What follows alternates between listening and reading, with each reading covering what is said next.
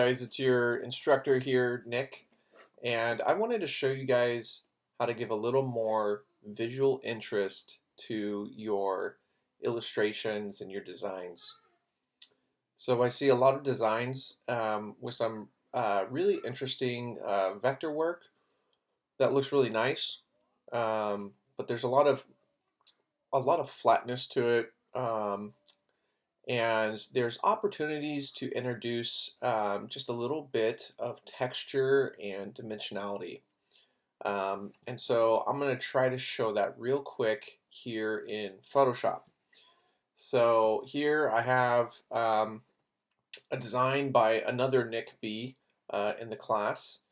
And you can see that for the most part, the composition is really nice. Okay, there's a lot of well-placed elements.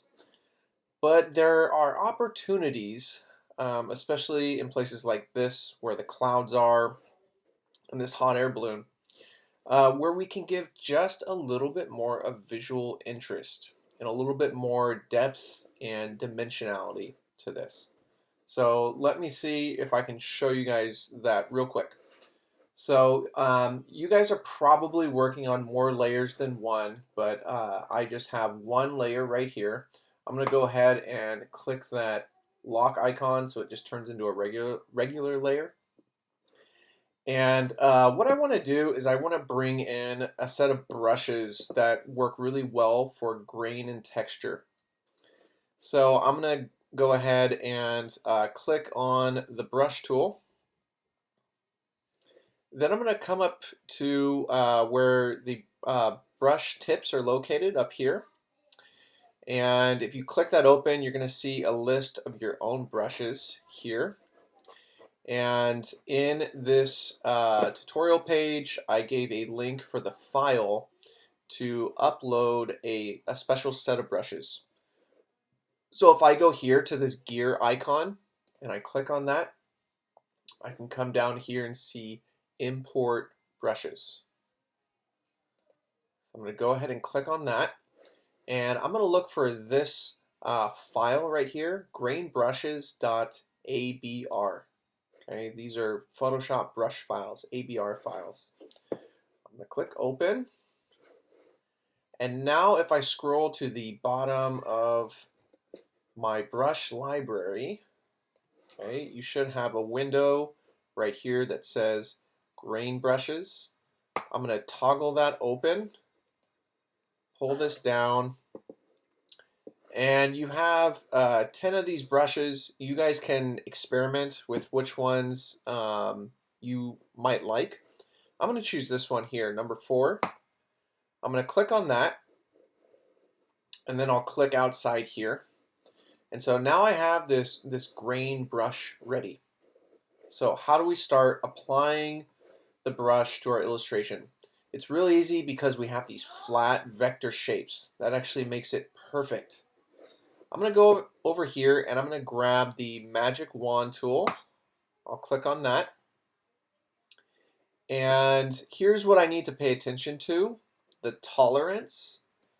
I'm going to change this to 25.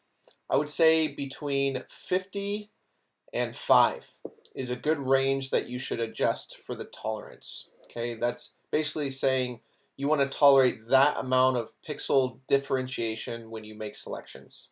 Okay, this will make sense as we begin to use it.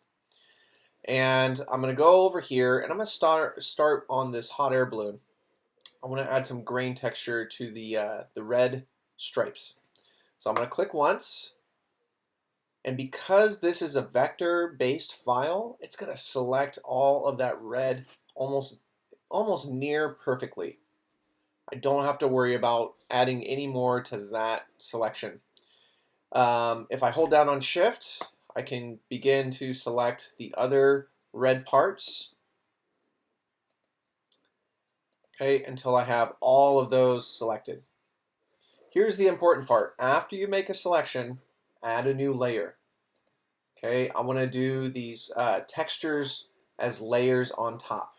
Okay, you could even name it. So I can name it grain texture, or actually I'll name it red stripes. All right, so I'm going to grab the brush tool. I already have the brush loaded that I want to use. I'm going to hold down on the Option key so I can select this red, this orange red. And then I'm going to come over here to the color picker and I'm going to find a more pastel or tinted version of this color. Okay, I'm going to do a light side first and then a dark side. So here, that's a good amount of contrast right there. Remember, you have opacity and flow up here. You can use those to adjust it. I'm just going to start clicking one time. I'm not going to click and drag. I'm going to do a series of clicks. Okay, and that can work really well with these grain brushes.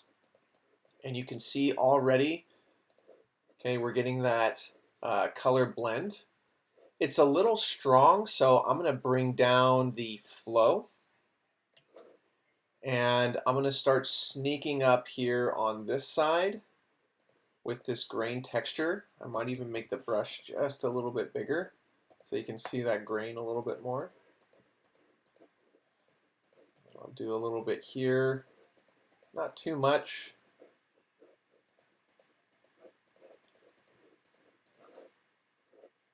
All right, so now you can already see the change in light from here to here. I'm going to come over to this side. I'll hold down on the Option key, select that red, and now I'll double click the color picker and I'll choose a darker value now. And since it's on its own layer, if I happen to mess up, I can always come in with the eraser tool and I can erase away some of this, this brushwork.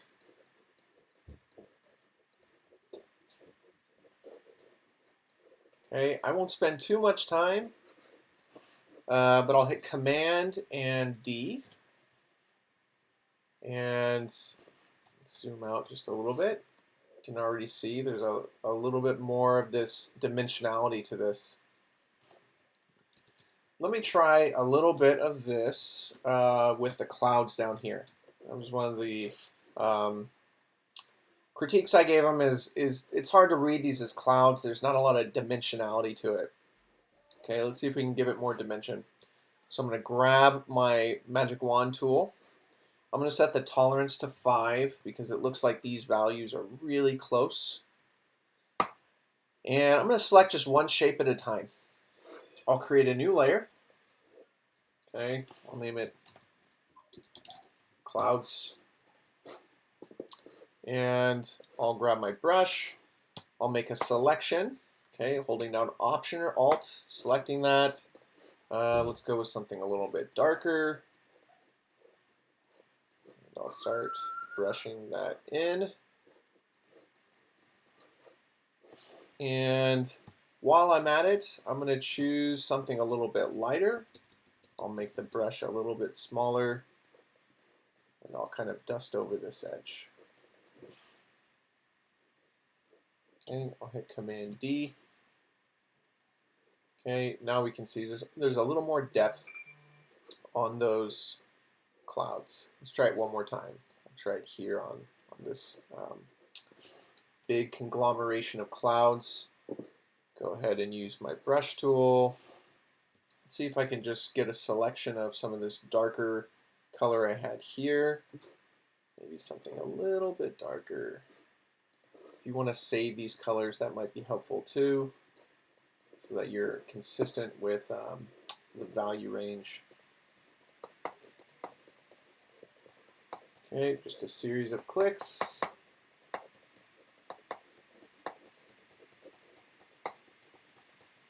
Let's go a little bit darker here. Let's try to make this really look layered.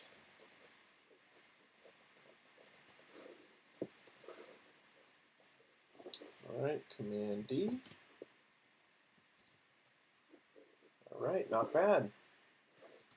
All right, so hopefully this gives you another tool you guys can use while you are finishing these poster designs. So for our next project, this might come in handy because we are doing editorial illustrations. And in an editorial illustration, you definitely want to find many opportunities to stylize your illustration, something to make it unique. All right, that's all for now.